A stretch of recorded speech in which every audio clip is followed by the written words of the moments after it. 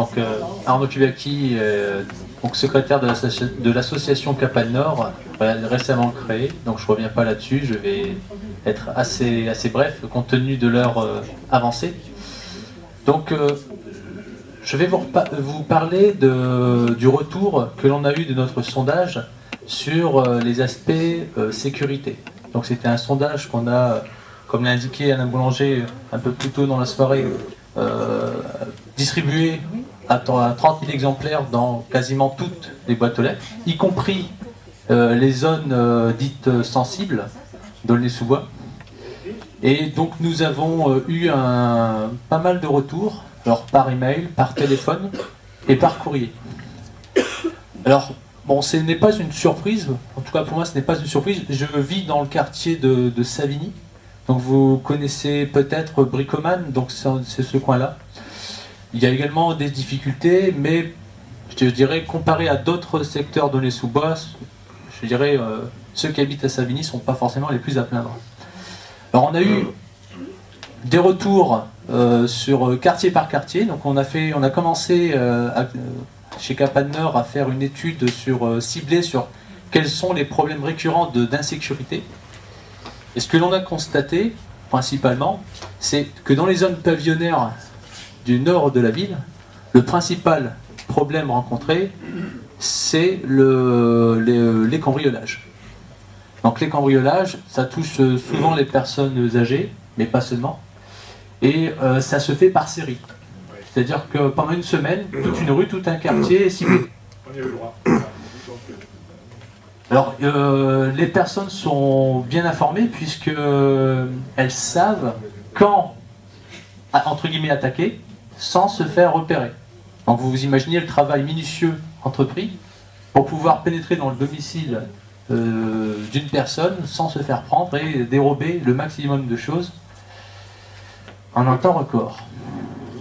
Donc ça, c'est au niveau des zones pavillonnaires, c'est ce que l'on a constaté. Sur le centre-gare nord, on a, par rapport au retour, on a vu deux problèmes. Alors c'est un secteur mixte, pavillonnaire, mais bon, il y a quand même pas mal de constructions en ce moment. Je vous passe les détails. Donc il y a deux gros problèmes que l'on a recensés. Donc les problèmes d'agression. Donc vous savez, il y a des personnes qui sont parfois un peu éméchées le soir et agressent donc les personnes donc, le soir et parfois également en journée. Le souterrain de la ville. Alors ça touche cette fois-ci beaucoup les jeunes, surtout les jeunes de l'Espérance, les étudiants, donc tout ce qui est, je ne vais pas faire de publicité pour une marque, mais pour tout ce qui est smartphone, donc téléphone de nouvelle génération, c'est souvent ce qui est ciblé sur ces personnes. Donc il y a également des problèmes de nuisance aussi, de nuisance par rapport à certains commerces qui... je dirais, empiètent sur l'heure légale de fermeture et directement ou indirectement provoquent des nuisances palpables, je dirais, sur les riverains proches. Alors c'est pas tous les jours, je dirais, mais c'est quand même très gênant. Et souvent ça déborde en bagarre, ça déborde en détritus parfois dans les jardins. Et ce n'est pas toujours très réjouissant de se lever, déjà on n'a pas bien dormi, de se lever et voir l'état du jardin ou de la rue. Alors ensuite dans les quartiers plutôt résidentiels, donc on a eu des remontées sur des raquettes, ou des raquettes notamment en Gros Sol, au quartier du Gros Sol, où des personnes pour accéder à leur domicile, parfois se font interpeller et demandent une sorte de rançon. Mais en tout cas, apparemment c'est un problème connu, ouais. Un problème connu des politiques. Qu'on a rappelé hier soir au conseil municipal. Alors ensuite sur le quartier de la Rose des Vents, le quartier de Mitry, je reviendrai après, sur les étangs, et les problèmes avec, alors c'est aussi pour nous d'insécurité, ce sont les quads, les deux roues. Alors il y a des personnes qui certainement ne sont peut-être pas autorisées à conduire ce genre d'engin Et il y a également donc des personnes sans casque qui font du rodéo sur les rues, parfois sur la Nationale 2. Donc vous imaginez la circulation entre les deux. Donc vous imaginez la nuisance sonore et le risque que cela peut engendrer. Parce que ces personnes, ils ne font pas dans le détail, et même s'il y a des enfants qui traversent la rue ou juste à proximité, ils vont à 60-70 à l'heure, voire plus à côté. Vous imaginez un simple écart, c'est le drame.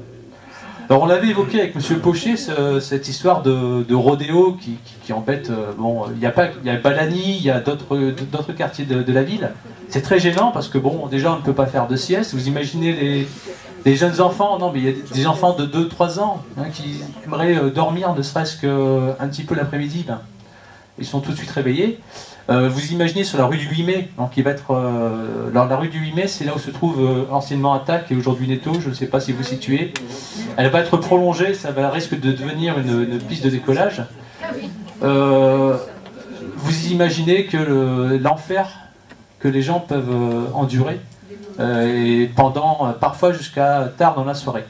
Et on avait donc M. Pochet, en conseil de quartier, évoqué le problème, et apparemment, donc on savait déjà que ces personnes ne peuvent pas être poursuivies parce qu'après il y a un risque d'accident. Donc je vais employer le conditionnel, mais le commissaire d'Aulnay interdirait de poursuivre les deux roues pour éviter un drame et des émeutes.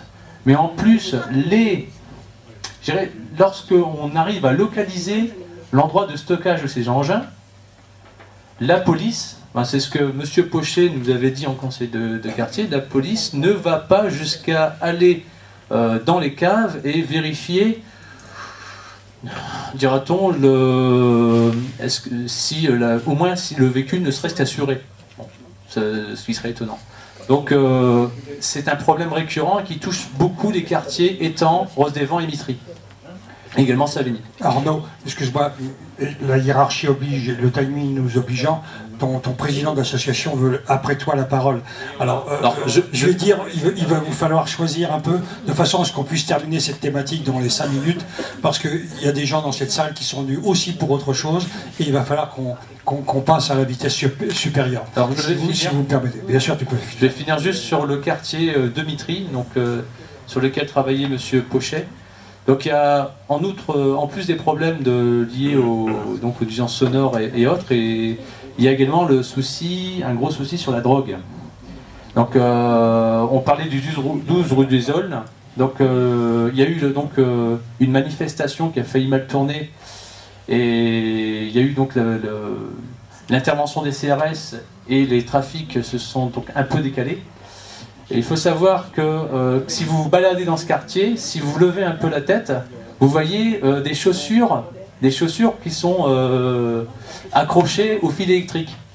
Alors ce n'est pas un accident, ce n'est pas un enfant qui a jeté ça, c'est ce qu'on appelle le shows tracking. Ça signifie que c'est un point de revente de stupéfiants ou un point de rassemblement.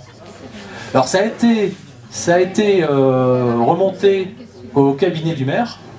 Donc il y a peut-être... Alors la paire de chaussures a changé depuis, mais à chaque fois, si vous vous baladez dans ces quartiers, si vous levez la tête, vous verrez donc des chaussures. Ce n'est pas un hasard. Si vous arrivez à la bonne heure, vous voyez donc vous pouvez voir certains trafics s'occasionner.